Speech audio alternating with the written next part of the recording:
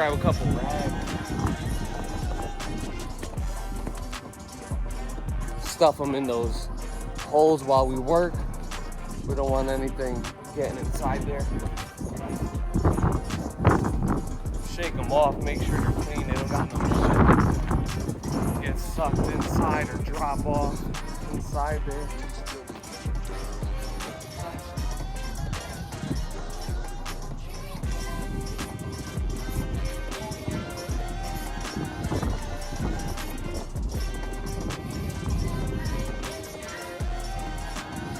Charge pipe coming off, I don't gotta worry about that.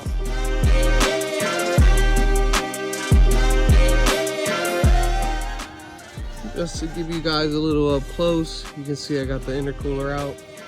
Came out pretty quick, pretty easy to get to. Take off two little plastic clips that held in the engine covered, and that popped right off, these little clips. Super easy. If you have one of these little pry tools. I loosen these up just so this bracket will have some wiggle room, so when I reinstall it I can move stuff around, not so rigid, because the new intercooler is going to be a little bit bigger. Remove that bolt, loosen up the hose clamp on the charge pipe, hose clamp on this throttle body coupler. Stuff the rag in there so nothing can get in. Now we're gonna get going on removing this charge pipe, clear out space. I'll probably do the pitch stop mount, and then I gotta find the PCV valve back here so I can replace that. I'll probably work on the Radium Engineering dual catch cans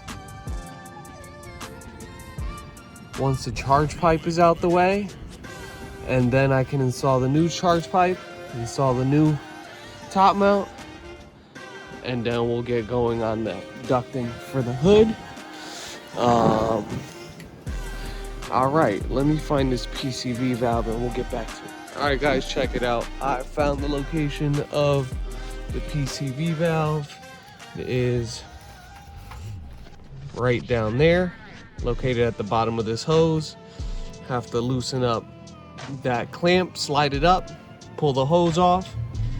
Then you can unscrew the PCV valve from the engine, install the new one. Yeah. Let's do it. All right guys, we got it out. So you need a deep 19 mil socket. I used a swivel on top of that, and then a small 3-inch extension. Got that old one out.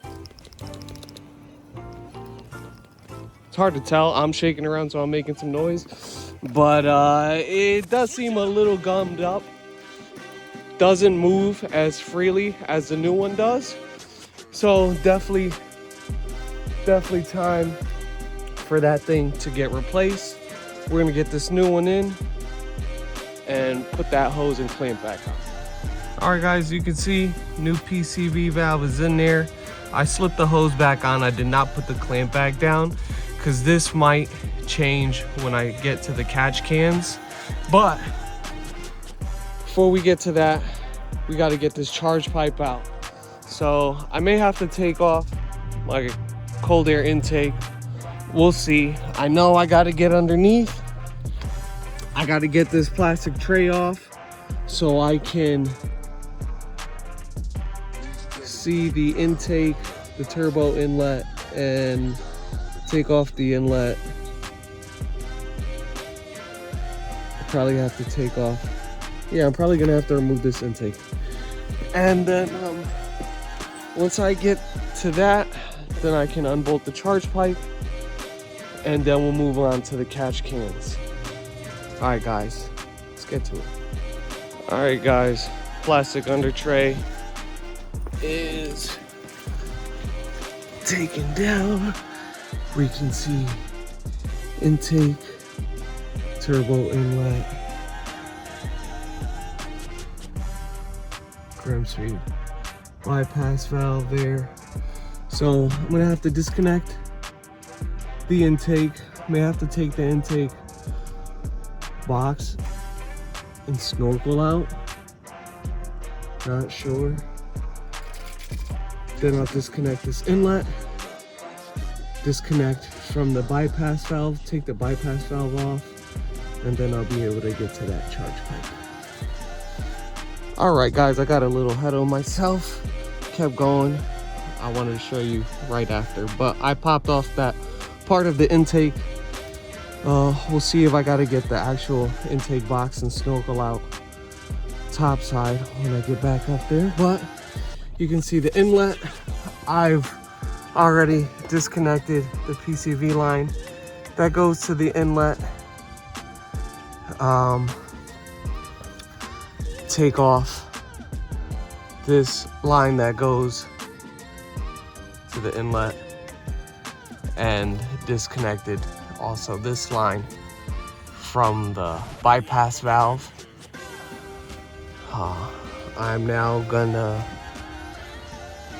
disconnect the bypass valve from the inlet, and then we'll unbolt the inlet from the turbo and get that cob inlet off, so we can get that bypass valve out and then get that charge pipe off. All right, guys, inlet is disconnected.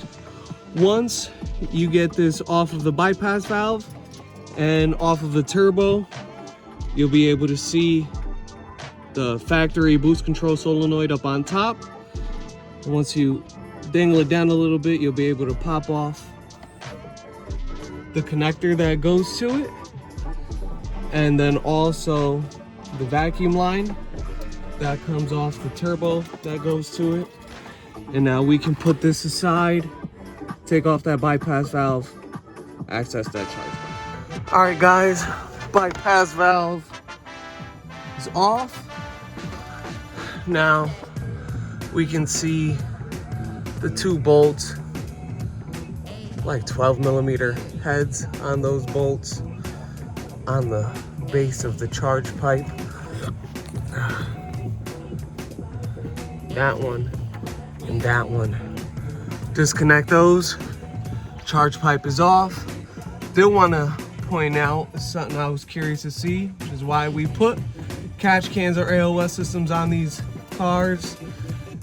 Oil going back into the intake, the inlet. You can see a little bit of oil. I'm not consuming very much in between oil changes. I'm really good about doing it every 3,000, 3,500 max. And I don't really lose oil in between, which is good. And the very little amount of oil we can see, well, it just confirms that, you know, we're not sending too much back into the intake. But nevertheless, the radium catch cans will be going on next once I get this charge pipe off. New PCV valve is already on. So yeah, let's get to it. Then we can put the new charge pipe and put all this intake stuff back on, and then get the intercooler mounted. Oh, forgot, pitch stop before the intercooler. Yes, let's get to it. All right, guys, you can see charge pipe, two bolts are out, it's disconnected. Let's pull it out from the top. Now it just sits on this little bushing. All right, pull down from that bushing. Ooh.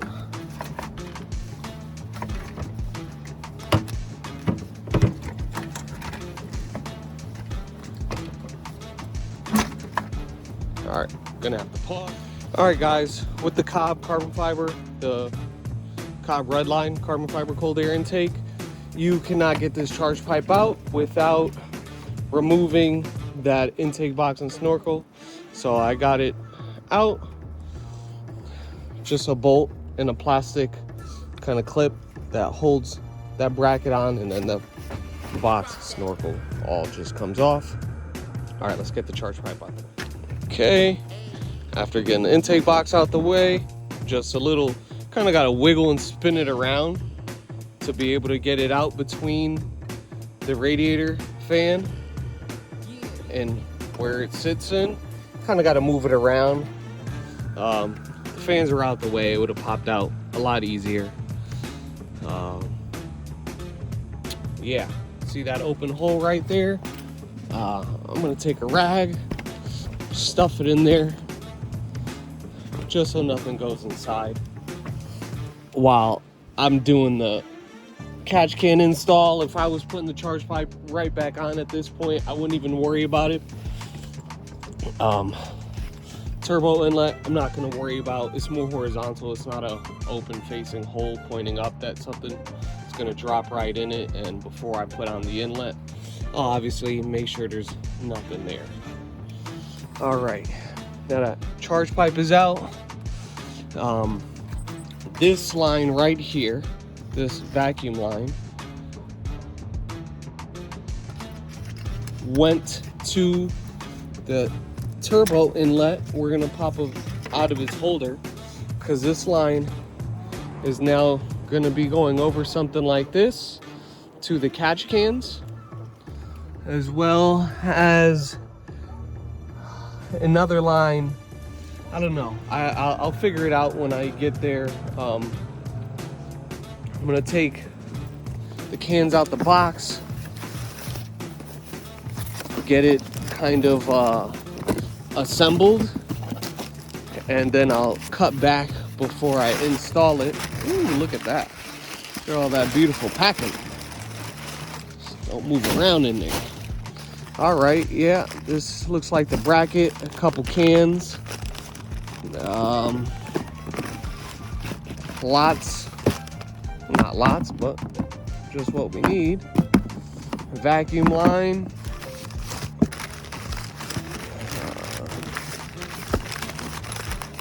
Do a quick unboxing video. Obviously, I never unboxed it.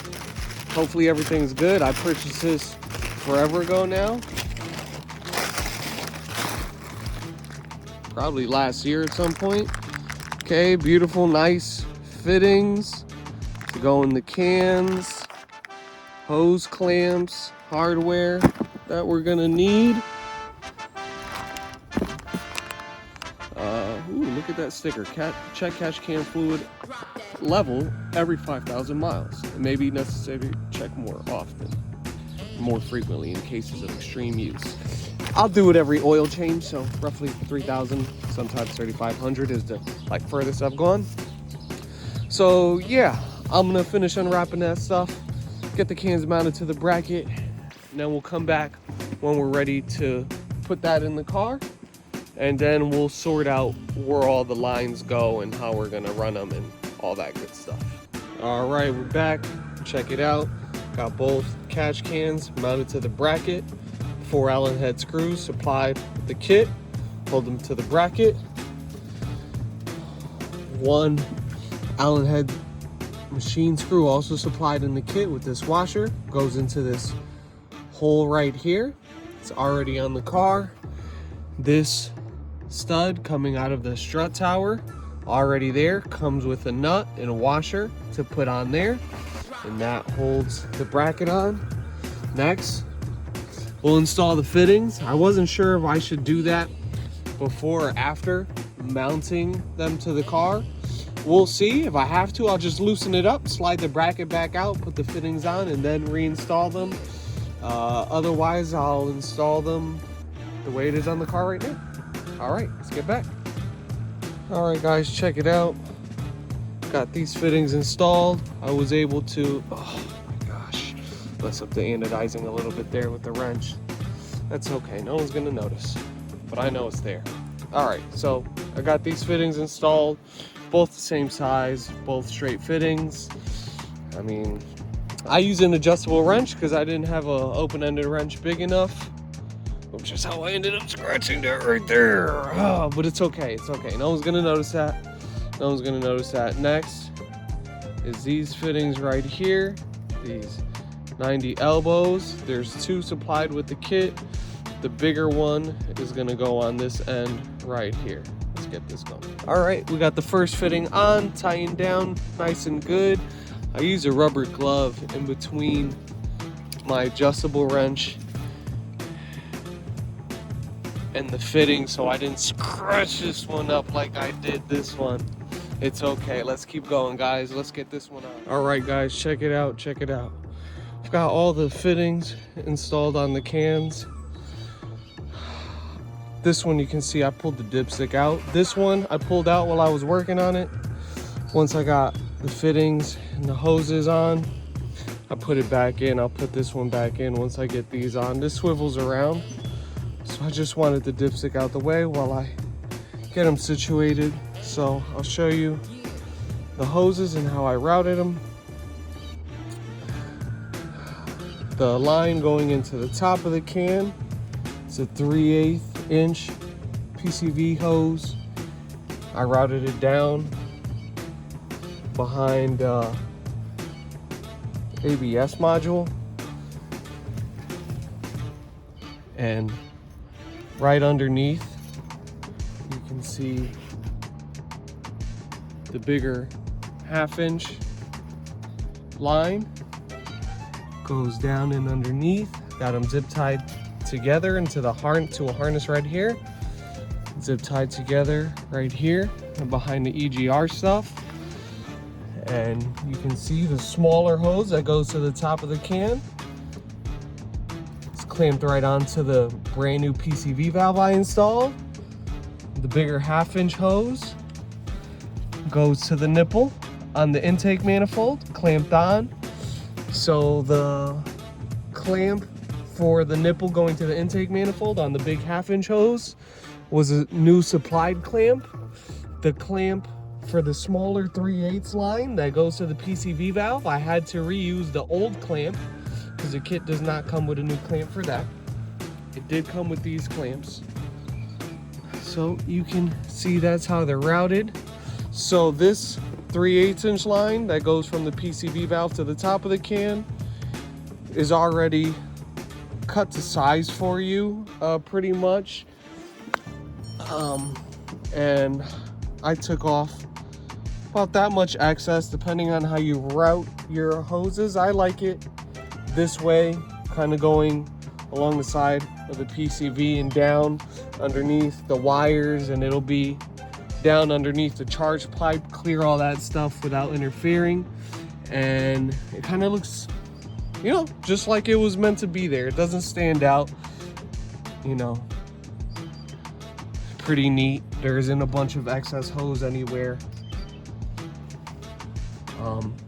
So that bigger hose, the 1/2 inch line, I still have another section of it here that I have to use. Going to the front, this section right here, so it was one piece, I had to cut it. I cut it about 30 inches long, and that was perfect. Once I got it on here, I didn't have to cut any excess. Just before slipping it on there, I cut it 30 inches long, and it was just perfect. Just perfect. Like I said, it slipped through here nice. No hard bends or kinks, so the air can flow without any obstruction. And yeah, looks good. Nice routing, clean. All right, so now I'm gonna figure out these lines. Put the nipple that goes on the end of here, nipple that goes on the end of here, and so this will go somewhere to the can. Assuming at the bigger line, I'll have to take off this clamp, put the other fitting on here, and that'll go there, I believe. And then this will now, the top, I gotta verify this. Once I get it going, I'll come back and show you guys which one is which and which one goes where. This will have to go back to the turbo inlet, so this will have to come out of this end. But yeah, cut back in a minute and show you guys what I did. All right, check it out, check it out. So got these fittings in. So this hose from the intake manifold that used to go to the turbo inlet. That you took that plastic, so it had, let's take a look at it. I put it back in the turbo inlet. It had this plastic piece in the end of it, and that's held on with one of these clamps. To get this clamp off, I used same needle nose I used for all the other hose clamps. I kind of squeeze it together at that little tab right there and this little tab here. And while doing that with one hand, I use another hand and this little flathead screwdriver to pry it up open. Then you can just take it off, slip that plastic out, put it to the top fitting here, put one of the new supplied hose clamps on there. So this big, I believe it's 5/8 line. Just wanna make sure I got that right. Yeah, I think. So now this line goes to that fitting, got it on there, and that will go to the turbo inlet where this one used to go to. You'll have to pop this plastic piece back into it, put one of the new supplied hose clamps onto it. Obviously, if you're not doing a charge pipe at the same time, it won't be out like this, but it is for me, which kind of made it this catch can stuff easy with the charge pipe out the way. So once I'm gonna get the charge pipe on now, actually, I'm gonna pause on this hose. I'm gonna do that pitch stop mount, then I'll get back to this. To finish this up, I'll have to put the charge pipe on so I can put the turbo inlet back on, and then I can cut this hose down to length, clamp it onto that plastic piece that goes onto the inlet, and yeah, I can put the intake in, this Subi Speed top mount in, and yeah, this duct. We'll get to that last. All right, so let's get to that pitch stop. All right, guys, that is stock WRX. What the fuck? WRX pitch stop mount out. New JDM STI. This is an OEM one also, but it's an STI part. These are actually designed to break in case of an impact, so that this shit is not destroyed or less damage is caused. And yeah, some of the fancy billet ones, well, they're not designed to do that. So something happens, you're gonna fuck more shit up. And some of them have, you know, a bit stiffer bushings, causes a little bit more road noise vibration, and I don't want that. So a JDM STI will be a decent upgrade to the tired one that just should be replaced. All right, guys, get back to it. Back. JDM STI pitch stop mount is installed. Time to get the charge pipe in so we can put the turbo inlet back on, bypass valve back on, intake back in, get that intercooler on. Let's do this. All right, guys, we got our Grimspeed charge pipe here. This is a silicone hose that gets mounted to this flange. This flange gets mounted to the turbo. This is the charge pipe. Sit inside this silicone hose, mounted to the flange. Bypass valve is mounted to this silicone hose. Then we've got our new coupler on the end, our hose clamps. Let's do this. All right, guys, giving you an up top view. That is the flange from the charge pipe kit, mounts to the turbo, 14 head millimeter bolts. Just snug down tight. I did not torque these with a torque wrench, but just snug is good. You don't want to over tighten strip these. That is aluminum and it is easy to damage the threads, so take it easy on those. I did go ahead and grease up the O-ring with some dielectric grease. Always use dielectric grease on your little rubber O-rings and seals.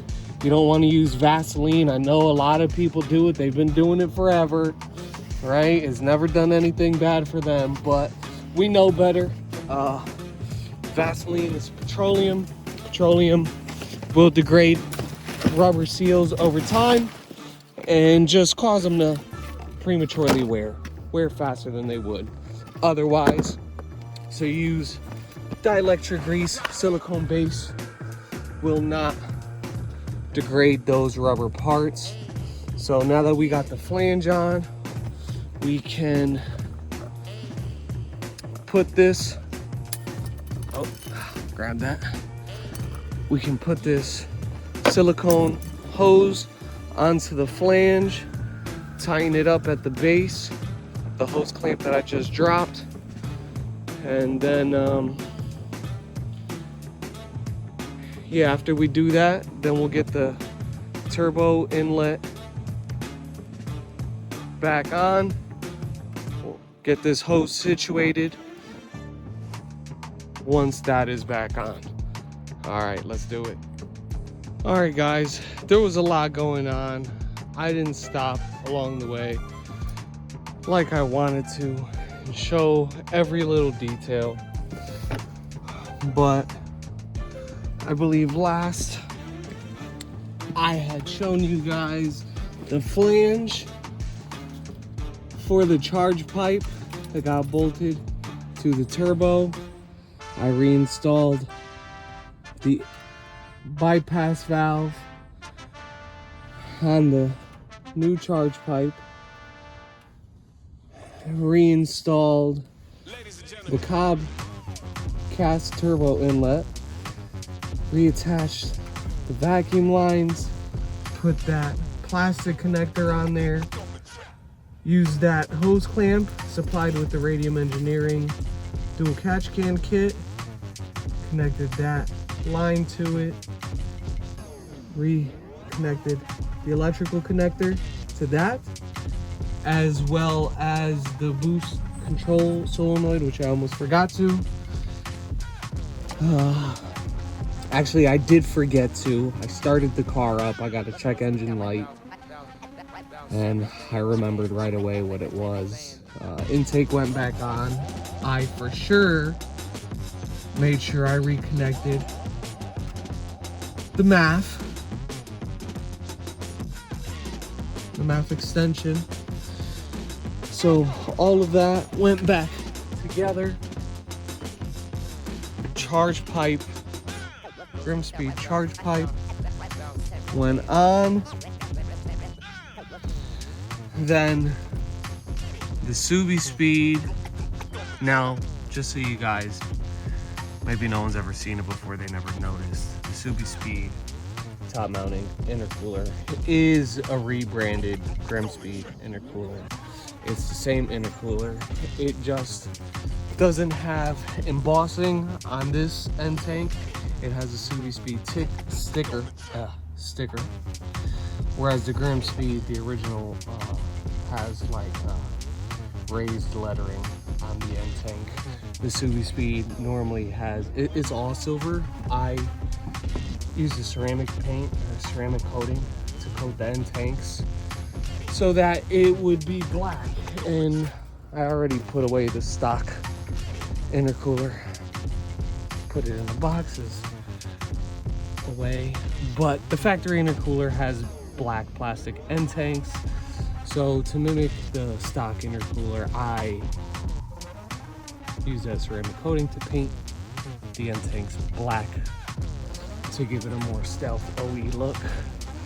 Typically, when you install the Grimspeed or the Seibon top mount intercooler, because it's about twice as thick as the factory one, you can't put the factory engine cover back on. So So it doesn't look perfect. There's some things that I can do to make this look a little bit more finished and a little bit better, which I will at a later time, is just so it looks a little bit cleaner. But I really wanted to retain the factory engine cover so that this would look really factory. I just wanted it to look like this is how it came from the factory. Very OEM plus styling. You know, to the untrained eye, they would look at it and they might think something like this was all factory. No, which is why I went with the black wrinkle coat versus the red wrinkle coat, Grimspeed, charge pipe. And even though the Cobb Redline cold air intake has a carbon fiber box, it's just super clean. It looks like it could have came like that. Yeah, so Radium Engineering dual catch cans installed, very nice. All this little powdery stuff I'll have to blow off the bay. I installed this ducting, which is something I didn't talk about much, to the Seibon carbon fiber hood. This car, when I bought it, had the Seibon hood on it already, but it did not have the ducting. The original owner may have had a front mount intercooler, didn't even care about putting that duct on because it didn't matter for him.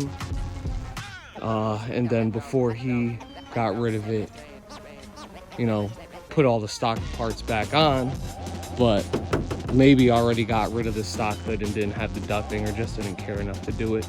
So I got the new plastic ducting, installed the ducting that comes with the Seibon or Grimspeed top mount intercooler. Underneath the factory cover is another duct that comes with that top mount intercooler that's bolted directly to it. So that went on, and then the factory cover right over the top. So it really looks just stockish. That's what we were going for. Happy with the way the routing of all the hoses went. Nothing looks crazy or stands out too much.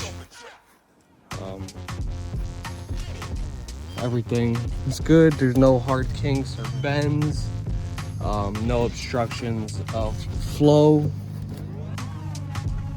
at least I hope. I think I looked all around, from the top, from the bottom. Line goes perfectly under the charge pipe. You see, I got space, I can move it around. It does hit the top of the Cobb Redline airbox a little bit, but that's okay. I can live with that. So yeah, I'm gonna start this thing up, roll it back off the ramps. See, all the clips from the tray are still down. Before I go putting the tray back up, I want to take it for a quick little drive and see that everything is okay before I put the under tray back on. Make sure I end up getting no leaks.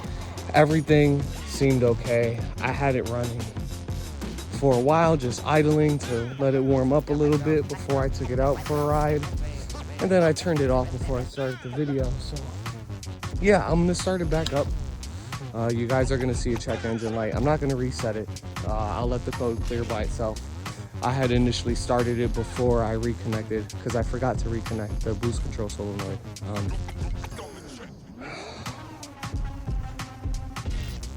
Next time will be the big job. Getting rid of the stock exhaust manifold, put on a Fujitsu equal length header. Installing a HKS high flow cat, get rid of that stock J pipe, and I'll install a turbo sump restrictor, a parent turbo sump restrictor, as well as a Grimspeed 3-port electronic boost control solenoid, this factory one. I'll be installing a AEM water methanol injection system, Blitz short throw shifter kit, which is the short throw shifter plus the shifter plate and shifter bushing. Yeah, and some other bits maybe I can't think of it all right now. But yeah, let's start this thing up, man. All right, start this thing back up. Everything looks good, sounds good.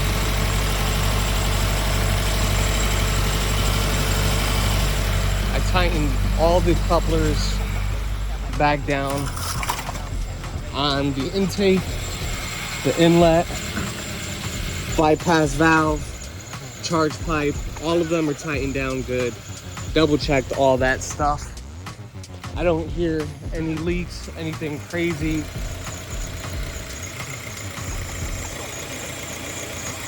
Turbo inlet, definitely nice and tight. You do hear a squealing. I need to replace the belt tensioner. I got a new one at home. That'll be another thing. See, I forgot to mention that'll get done next go around. Walnut blasting to clean the carbon off the valves. That'll get done. TGV and EGR deletes. That'll get done. Yeah. But that's it. Everything looks good. Everything sounds good except for that belt squeal. Don't roast me too much. Yeah. Everything should be good. Everything should be good. I'm gonna take this thing for a quick spin. I got all my tools in the car just in case. I did leave, like I mentioned earlier, that plastic drip tray off just for the initial test drive. Everything goes smoothly, I will pop it back on. Some of these clips I think are no good. I got a bag of assorted clips online on Amazon to replace some of them.